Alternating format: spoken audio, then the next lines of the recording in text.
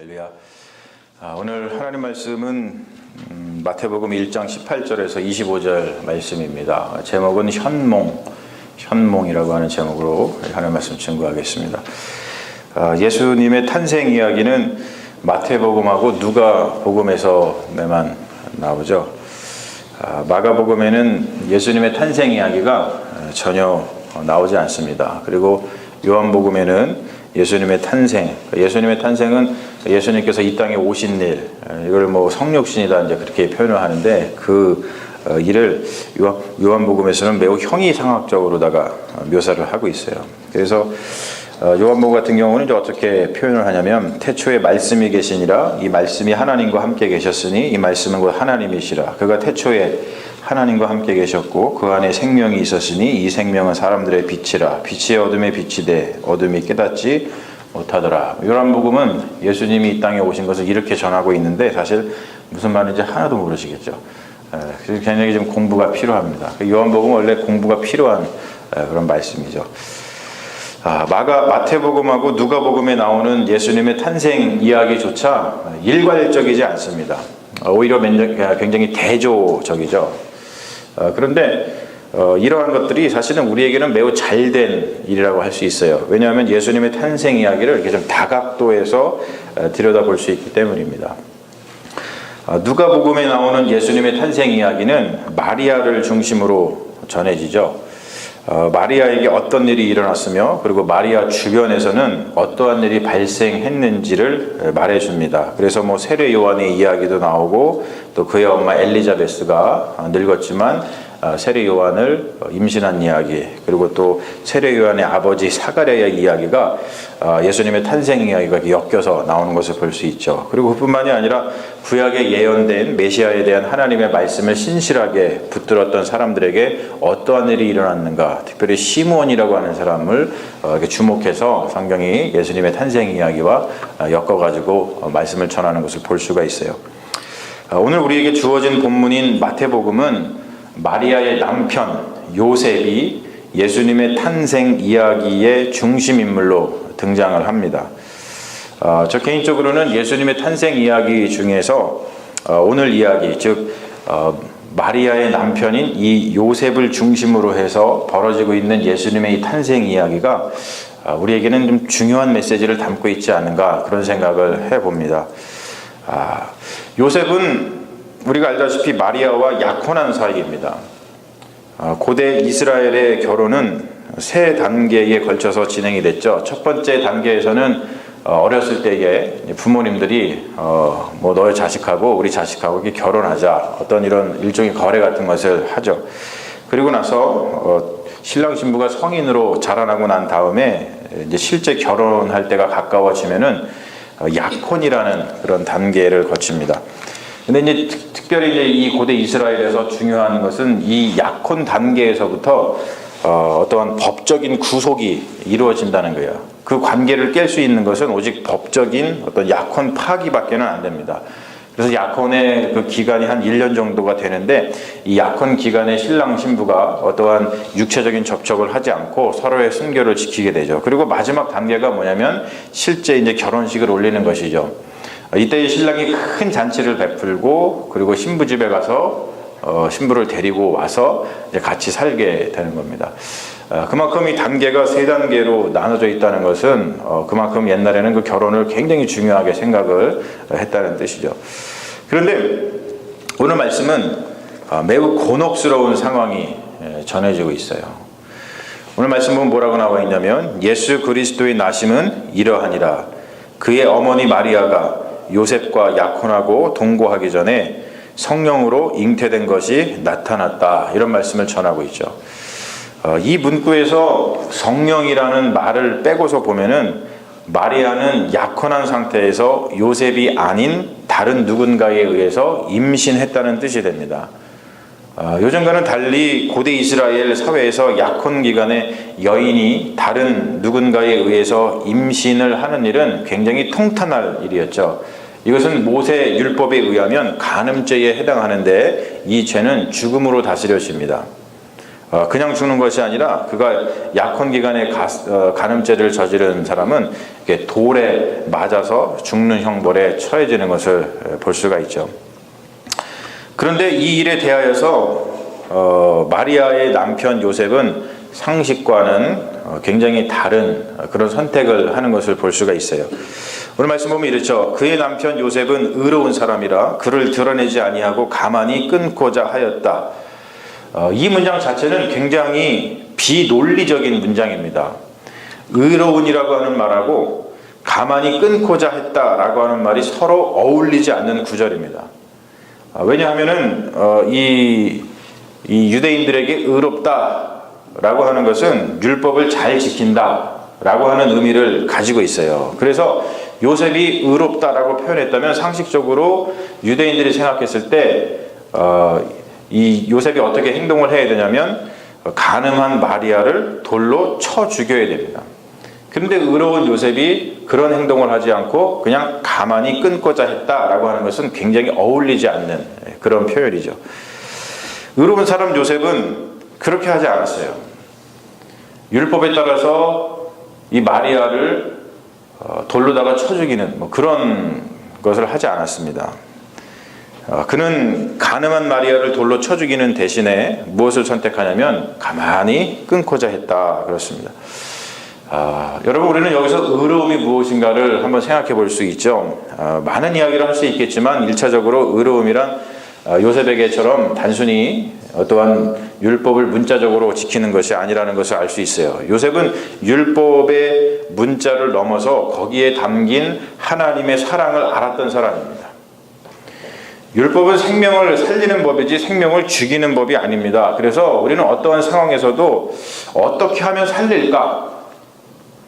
어떻게 하면 살 수 있을까? 어떻게 하면 살릴 수 있을까? 이런 것들을 고민해야 됩니다. 그래서 성경은 예수 그리스도를 율법의 완성이다 라고 증거를 하고 있죠. 왜냐하면 예수님께서는 우리를 살려주셨으니까. 그렇습니다. 이 요셉의 의로움의 절정은 이어지는 이야기에서 드러납니다. 이 엄청난 일을 앞에 놓아두고서 요셉은 깊은 고민에 빠졌어요. 오늘 말씀은 짧게 나오죠. 이 일을 생각할 때에 지금 이게 지금 아직까지 이 결혼이 끝나지 않고 어떤 육체적인 접촉이 없었었는데 마리아가 임신을 했다라고 하는 이 사건을 두고서 이 남편 요셉이 굉장히 큰 고민에 빠졌습니다. 근데 이 요셉은 자신이 어떻게 하면은 마리아의 생명을 살릴 수 있을 것인가 그것을 고민을 했어요. 이 고민하고 있는 이 요셉에게 바로 진실과 지혜 그것이 하나님의 선물로 주어지는 것을 볼 수가 있죠. 요셉은 이 일로 잠을 못 들었습니다. 여러분들도 무슨 고민이 있으면 잠을 못 잤을 거예요. 그러다가 자신도 모르게 이게 지쳐서 잠에 들게 되죠. 바로 그때 요셉은 꿈을 꿉니다. 성경은 이 상황을 이렇게 전하는데 주의 사자가 현몽하여 요셉의 꿈에 주님의 사자가 나왔다는 뜻입니다. 그리고 현몽한 사자가 요셉에게 이러한 말씀을 전했어요. 다윗의 자손 요셉아 내 아내 마리아 데려오기를 무서워하지 말라. 그에게 잉태된 자는 성령으로 된 것이라 아들을 낳으리니 이름을 예수라 하라. 이는 그가 자기 백성을 그의 죄에서 구원할 자이심이라 하니라. 이런 말씀을 전해줍니다. 여러분 꿈을 뭐라고 생각하십니까? 여러분 꿈 자주 꾸십니까? 꿈을 만약에 프로이트 같은 사람은 지금 이 요셉의 꿈을 이런 식으로 해석을 할지 모르겠어요. 요셉이 그것 때문에 너무나 고민을 하고 있는데 그 꿈이 요셉의 욕망이고 그리고 그 욕망에서 해방된 순간이다.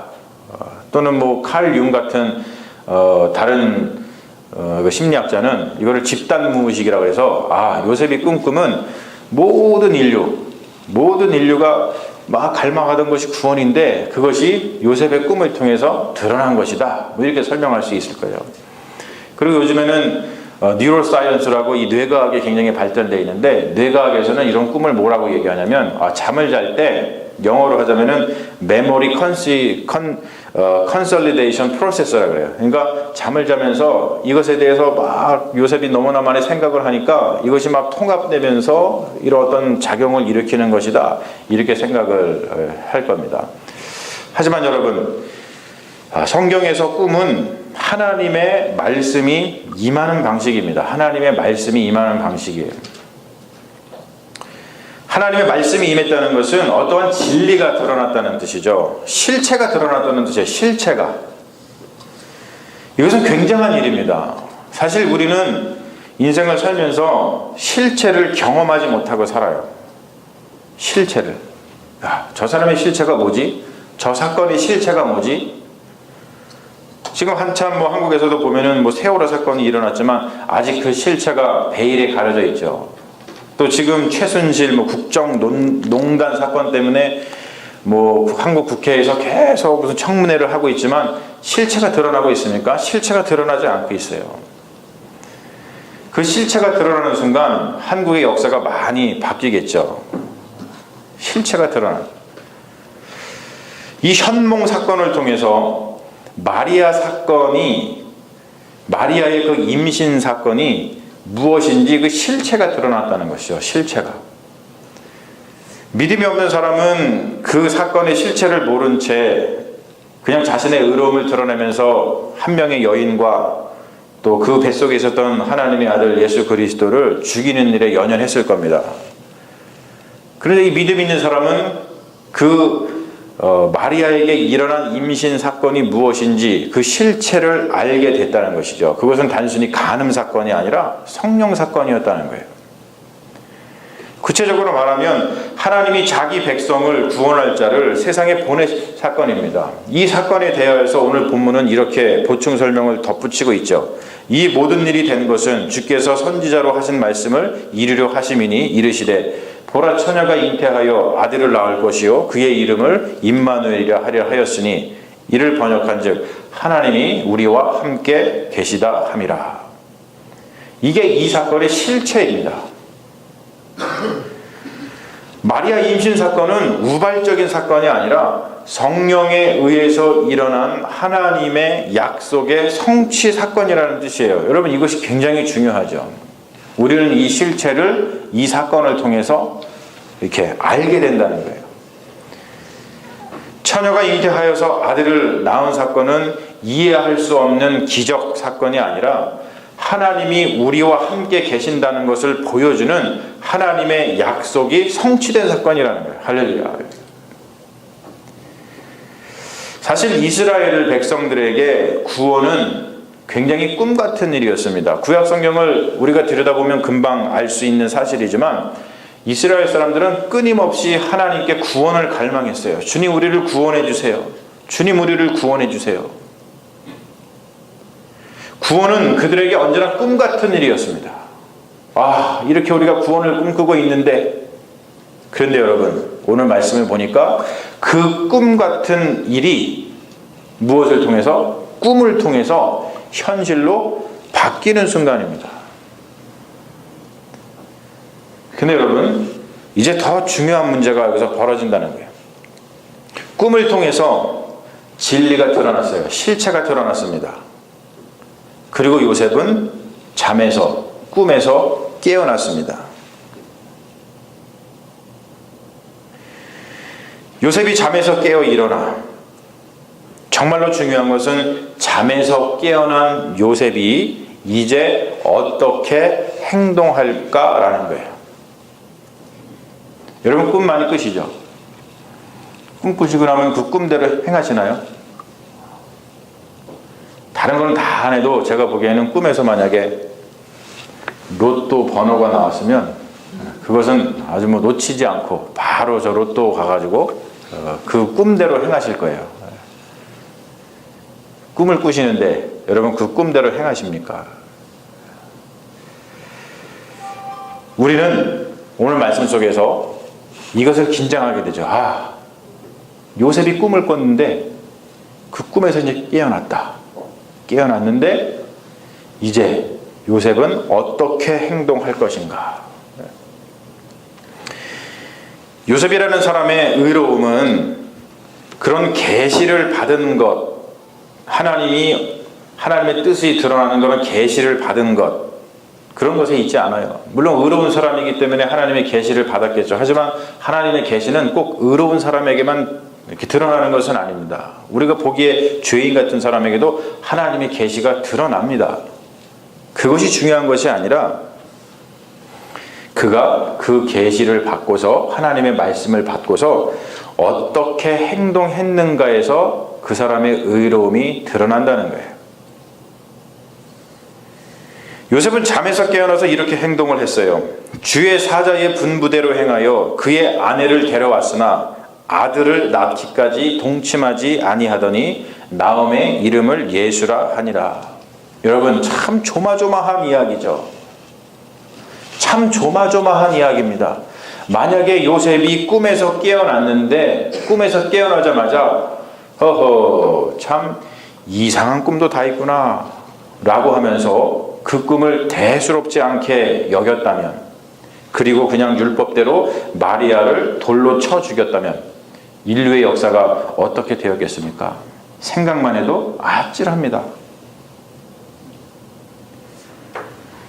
역사가 바뀌지 않는 것은, 우리가 삶을 살면서 우리의 삶이 바뀌지 않는 것은 꿈 같은, 그렇게도 꿈을 꾸던, 우리가 바라던 그 꿈 같은 하나님의 약속이 성취되었음에도 불구하고 그것을 우리가 우리의 삶의 현실에서 실행하지 않기 때문입니다.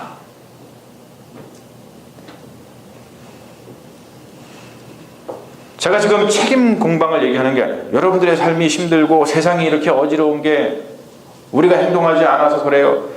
그렇게 여러분들에게 책임을 떠넘기는 것이 아니라, 여러분, 이것은 의로움에 관한 것이고 믿음에 관한 이야기입니다.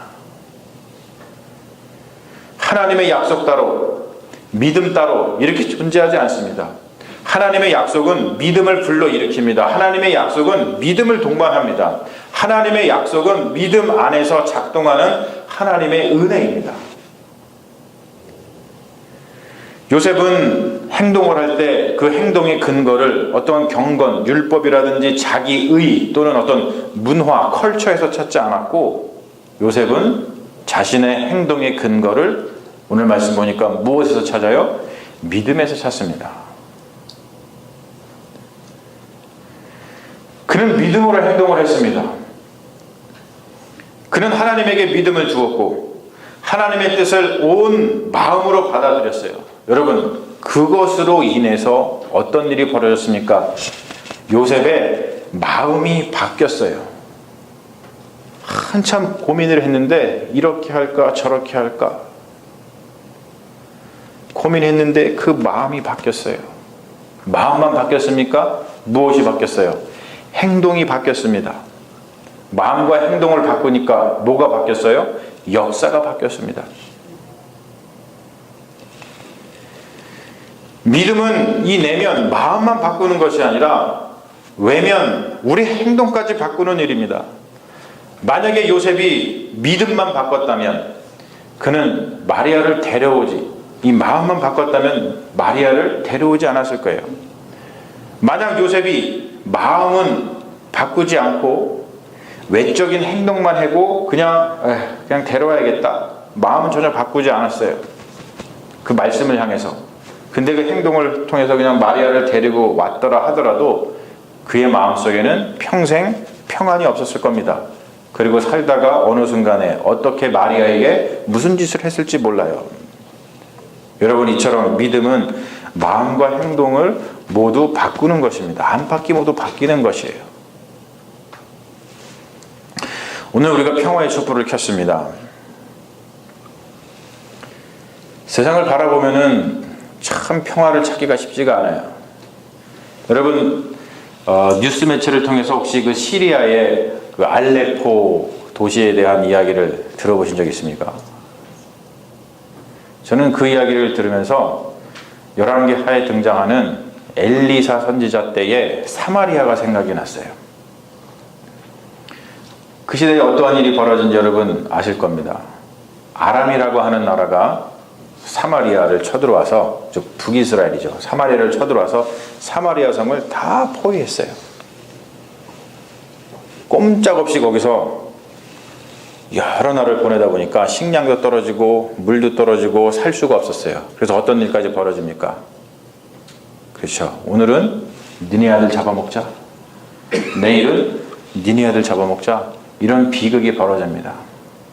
근데 제가 그 얘기가 왜 떠오르냐면 그 사건에 아람이라고 하는 나라가 지금 어떤 나라인지 아세요?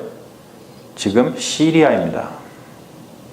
그들이 성경을 안다면 그 성경의 이야기와 자신들의 이야기를 이렇게 오버랩 시킬 수 있을 거예요.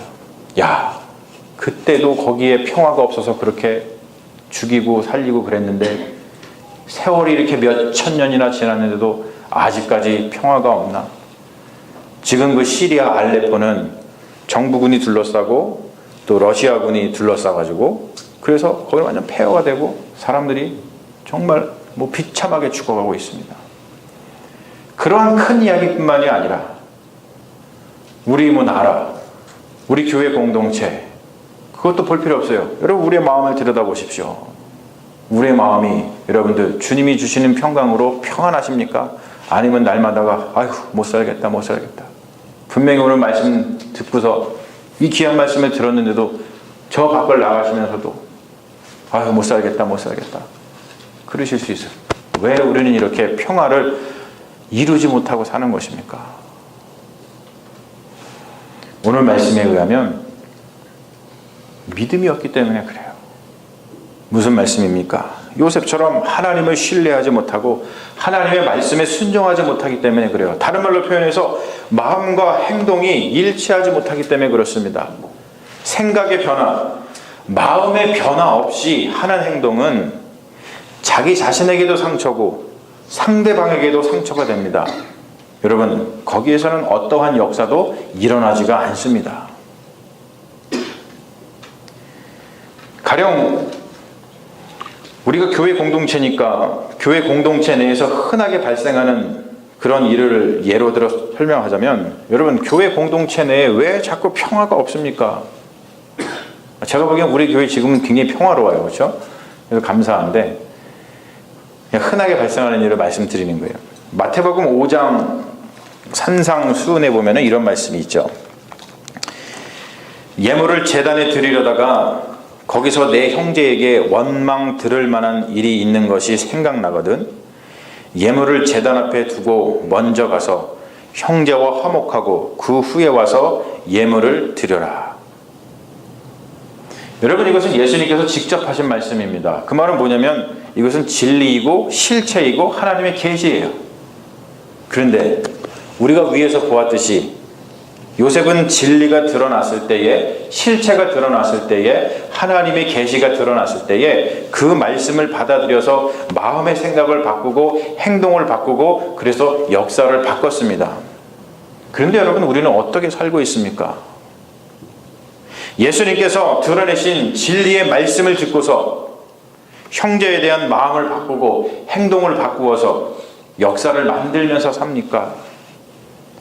그 귀한 하나님의 말씀을 들었는데도 그 진리의 말씀을 듣고 실체를 경험하고 하나님의 계시를 경험했음에도 불구하고 우리의 마음을 바꾸지도 못하고 우리의 행동을 바꾸지도 못하고 그래서 계속 그냥 평화를 이루지 못하고 살고 있지는 않습니까? 말씀을 통해서 마음을 바꾸지 못하고 그냥 하는 행동만큼 허무하고 공허한 게 없습니다. 마음을 바꾸지 못한 상태에서 그냥 행동으로만 마리아를 데리고 오니까 평안도 없고 역사도 안 일어나는 거죠. 마음을 바꾸지 못하고 그냥 나와서 예배 드리는 행위만 하니까 예배 드린 후에 여전히 우리의 삶의 문제가 나를 떠나지 않고 나를 괴롭히는 거예요. 사랑하는 여러분, 여러분은 어떠한 고민 가운데 있고 그 고민을 놓아두고서 하나님 앞에 어떻게 기도하고 있으며 하나님께서 어떠한 현몽, 말씀, 계시, 실체를 하나님께 받으셨습니까? 성경에서 요셉은 현몽을 통해서 꿈을 통해서 하나님의 계시를 받았지만 현재 우리 그리스도인들은 믿는 이들은 1차적으로 성경을 통해서 하나님의 계시를 받습니다. 삶에 문제가 있고 여러분들이 구원을 간절하게 갈망하신다면 하나님의 말씀을 보십시오. 성경을 들여다보세요. 그리고 이렇게 설교도 들으시고 그리고 하나님께 기도를 통해서 하나님께 간구해 보세요. 그러면 여러분 뜻밖의 선물, 하나님께서 현몽하여서 이 실체가 무엇인지 진리가 무엇인지 어떻게 내가 마음을 바꿔야 되고 어떻게 행동해야 될 것인지에 대한 하나님의 그 계시가 뜻밖의 선물로 우리에게 주어질 줄로 믿습니다. 여러분 바로 그럴 때 그 하나님의 말씀을 받으셨거든 요셉처럼 요셉과 같이 마음을 바꾸고 여러분들의 행동을 바꾸어 보십시오. 그러면 분명히 거기에는 구원의 역사가 일어날 줄로 믿습니다. 무엇보다도 오늘 말씀에서 드러난 하나님의 구원의 계시인 임마누엘이신 예수 그리스도에게 마음을 두십시오. 이 성탄절 시즌, 이 대림절 시즌은 바로 우리의 마음을 다시 한번 바꿔서 예수 그리스도에게 마음을 두는 그러한 절기입니다. 여러분들의 마음을 다시 한번 돌아보시고 내가 이 절기에 내 마음이 도대체 어디에 있는지를 다시 한번 돌아보시고 말씀을 통해서 드러난 예수 그리스도, 우리의 구원자이신 예수 그리스도에게 마음을 두고 살아가셔서 예수께서 구원해 주시는 그 은총 가운데 살아가시는 믿음의 자녀들이 다 되시기를 주님의 이름으로 축원합니다. 아멘. 우리 잠시 기도하겠습니다. 주 하나님의 은혜에 감사합니다. 우리는 오늘 말씀을 통해서 도전을 받습니다. 하나님께서 말씀하시고 드러내시고 계시하시고 실체가 드러났을 때에 우리는 어떻게 행동하면서 살아갑니까? 요셉은 하나님의 말씀을 경험했을 때 실체가 드러났을 때에 주저하지 아니하고 그 말씀의 근거에서 마음을 바꾸고 생각을 바꾸고 역사를 바꾸었습니다. 주님, 우리도 그렇게 살았으면 좋겠습니다. 우리의 주변을 돌아보며 왜 이렇게 평화가 없나? 왜 이렇게 사나? 라는 것이 아니라 하나님의 말씀을 먼저 간구하고 하나님의 말씀이 우리에게 주어졌거든 우리도 요셉과 같이 용감하게 결단을 내려서 우리의 생각을 바꾸고 마음을 바꿔서 하나님께서 주시는 그 구원을 경험하고 체험하는 놀라운 역사가 우리 삶 가운데 있게 하여 주시옵소서. 감사드리며 우리를 구원하신 예수님 이름 받들어 기도합니다. 아멘.